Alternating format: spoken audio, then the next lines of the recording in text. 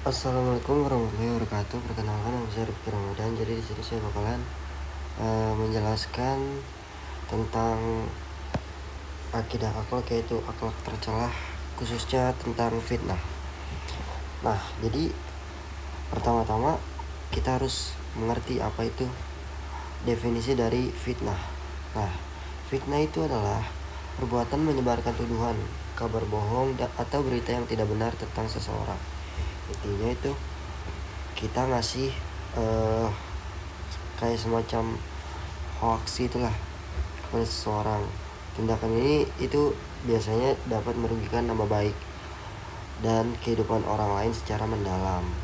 Karena kan kita kan kayak ngefitnah orang nih, kayak kita ngomong yang gak baik padahal tuh ngomong yang gak benar, padahal tuh aslinya gak kayak gitu. Nah, kita bakalan bisa dapat dosa karena melakukan tindakan yang merugikan tersebut. Nah, fitnah ini termasuknya dosa besar ya, karena dampaknya bisa sangat merusak bagi individu maupun masyarakat. Nah, selanjutnya saya bakal masuk ke dalilnya, yang tertera pada Quran surat Al-Baqarah ayat 191 yang berbunyi Bismillahirrahmanirrahim. Ul fitnatu asyaddu minal qoi minaul qotli, yang artinya fitnah itu lebih kejam daripada pembunuhan. Makna dari dalil tersebut itu lebih jelasnya. Nah, ayat ini tuh menegaskan atau menjelaskan kalau fitnah itu memiliki dampak yang lebih parah daripada pembunuhan. Seperti yang tertulis di situ, fitnah itu lebih kejam daripada pembunuhan. Kenapa? Jika pembunuhan mengakhiri kehidupan fisik, nah fitnah itu bisa menghancurkan atau mengakhiri kayak kehormatan, nama baik, dan kehidupan seseorang secara berkepanjangan gitu. Nah, maka dari itu Allah itu menyamakan fitnah dengan kejahatan besar untuk mengingatkan kita para umat manusia ini agar sangat berhati-hati dalam menjaga lisan kita dalam menyampaikan informasi yang kita sebarkan, seperti itu. Nah, bentuk fitnah itu dalam kehidupan sehari-hari ada berbagai macam ya. Yang pertama contohnya ada tuduhan tanpa bukti, yaitu menuduh seseorang berbuat salah atau melakukan kejahatan tanpa memiliki bukti yang jelas dan valid. Kayak contohnya kita nuduh si A kalau si A itu nyolong pulpen kita. Nah, padahal tuh kita nggak punya bukti yang jelas dan valid gitu. Nah, itu tuh bisa disebut sebagai fitnah ya. Dan yang kedua ada menyebarkan hoax. Nah, ini biasanya banyak yang banyak bermunculan di sosial media gitu ya. Ya, itu tuh membagikan berita bohong atau informasi yang palsu yang belum diverifikasi kebenarannya. Kayak di sosmed itu banyak contohnya tuh kayak si A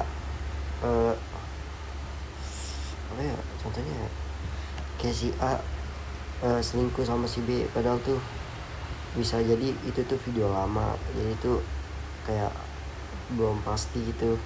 Itu bisa dibilang hoax lah. Nah, yang ketiga itu ada memutarbalikkan fakta atau mengubah cerita atau fakta dengan tujuan agar orang lain dibenci atau dijauhi masyarakat. Nah, itu tuh sama aja kayak kita ngomong yang gak sesuai faktanya gitu. Kayak kita ngubah cerita, kayak misalkan saya tuh belajar mati-matian buat juara, padahal mah saya nyontek. Nah, itu tuh bisa disebut sebagai fitnah gitu. Terus yang keempat ada isu di media sosial. Ini tuh kurang lebih sama kayak menyebarkan hoax ya, yaitu menyebarkan gosip atau isu palsu melalui grup chat, media sosial, atau platform digital lainnya gitu. Nah,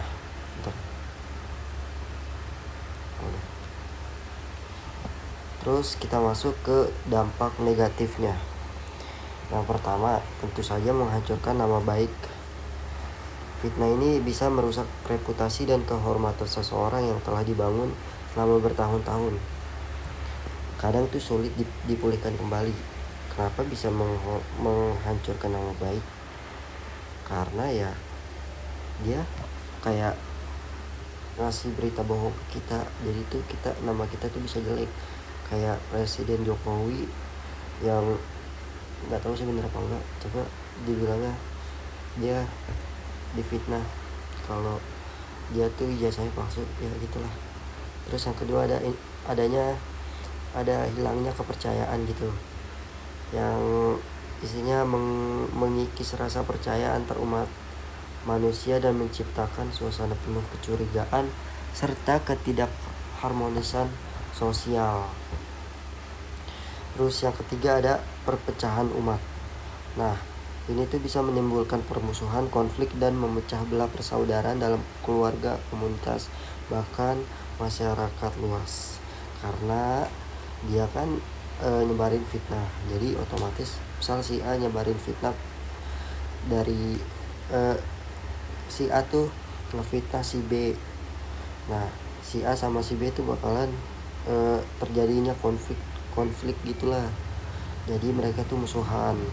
Dan yang keempat itu ada murka Allah Subhanahu wa taala, yaitu mendapatkan dosa besar di sisi Allah dan akan dimintai pertanggungjawaban di akhirat kelak atas kerusakan yang ditimbulkan. Sama kayak dalil yang di atas ya, yang ini fitnah itu lebih kejam daripada pembunuhan, makanya Allah itu bakalan murka dan bakalan dapat dosa yang besar. Nah, gimana sih caranya kita supaya menghindari fitnah?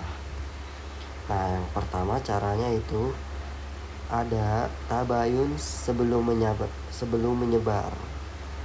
Itu tuh melakukan klasifikasi atau verifikasi kebenaran informasi sebelum membagikannya kepada orang lain. Jadi intinya tuh kita harus nge-research dulu apakah informasi itu benar, apakah informasi itu salah. Setelah kita tahu, baru kita setelah kita tahu dan kita pasti kalau itu benar, baru kita sebarin deh. Dan yang kedua itu kita tidak boleh mudah percaya, dan itu tuh bersikap kritis terhadap kabar yang belum jelas sumbernya dan jangan terburu-buru mempercayainya. Sama kayak nomor 1 tadi, kita harus research dulu apakah berita itu hoax atau apakah berita itu benar. Dan yang ketiga itu jaga lisan dan tulisan, berhati-hati dalam berbicara dan menulis, termasuk di medsos, grup chat, dan platform digital lainnya. Jadi kita nggak boleh asal bunyi aja lah atau asbun ya, intinya itu. Dan yang keempat itu biasakan jujur, membiasakan diri berkata dan berbagi informasi yang jujur, akurat, dan dapat bertanggungjawabkan. Jadi kita nggak boleh bohong gitu guys. Nah, lanjutnya ada prinsip tabayun dalam Islam, yaitu ada langkah-langkahnya nih. Yang pertama kita kan dapat infonya nih, terus kita harus cek sumbernya dulu nih. Nah, setelah kita cek sumber, kita harus verifikasi datanya, apakah sumber itu terpercaya atau apakah tidak. Nah, baru dari situ kita bisa menyimpulkan data yang kita temukan tadi atau info yang kita temukan tadi itu valid atau tidak gitu. Nah, tabayun itu tuh proses klasifikasi dan verifikasi informasi sebelum menyebarkannya, sebuah perintah langsung dari Allah Subhanahu wa taala dalam Al-Qur'an. Jadi langkah-langkahnya seperti tadi ya. Nah, selanjutnya ada etika bermedia sosial bagi muslim. Nah, kita sebagai muslim yang baik, yang taat kepada Allah, Masya Allah, kita tuh harus berpikir sebelum share sesuatu. Jadi kita harus renungkan dampak informasi yang kita berikan terhadap orang lain gitu. Jadi jangan asal mencet aja. Terus kedua itu verifikasi terlebih dahulu, kita harus cek kebenarannya melalui sumber resmi. Terus yang ketiga ada hindari gosip, kita tuh tidak boleh ikut menyebarkan rumor atau kabar yang belum pasti gitu. Nah, terus yang terakhir ada niat yang baik. Ya, kita harus pastikan setiap postingan itu membawa manfaat, bukan mudarat gitu. Nah, selanjutnya ada kita harus renungan dulu ya. Jadi fitnah itu kan lebih kejam dari pembunuhan ya. Nah, kita bayangin ya, seseorang yang kehilangan nyawa dapat dimakamkan dengan terhormat dan dikenang. Namun, korban fitnah harus hidup dengan luka yang terus menganga. Nama baik hancur, hubungannya rusak, dan kepercayaan orang lain hilang. Nah, itulah kenapa Allah tuh menyatakan fitnah lebih kejam dari pembunuhan. Nah, di sini ada pesan buat kita semua nih ya. Jadi, setiap kata yang kita ucapkan atau tulisan akan dimintai pertanggungjawabannya kelak oleh Allah Subhanahu wa taala. Nah, jadi kita harus jaga lisan dan kita harus jaga perilaku kita, terutama dalam bermain media sosial. Terus yang terakhir kesimpulannya, intinya kita tuh harus meninggalkan fitnah dan kita tuh harus meraih ridho Allah Subhanahu wa taala. Itu. Oke. Kita tahu fitnah itu kan dosa yang besar seperti yang dikasihkan tadi. Jadi Islam tuh melarang keras perbuatan fitnah karena tuh dampaknya yang sangat merusak bagi individu dan masyarakat. Terus yang kedua tuh dampaknya mengerikan. Fitnah tuh bisa menghancurkan kehormatan, nama baik, dan memecah belah umat. Jadi itu mereka tuh bisa ribut kayak tadi itu. Dan itu tuh bisa menimbulkan dosa yang akan ditanggung jawab di akhirat. Dan yang ketiga tuh kita harus melakukan kewajiban muslim ya. Nah, setiap muslim tuh wajib menjaga lisan, perilaku, dan informasi yang disebarkan dengan prinsip tabayun yang tadi tuh dan juga kejujuran.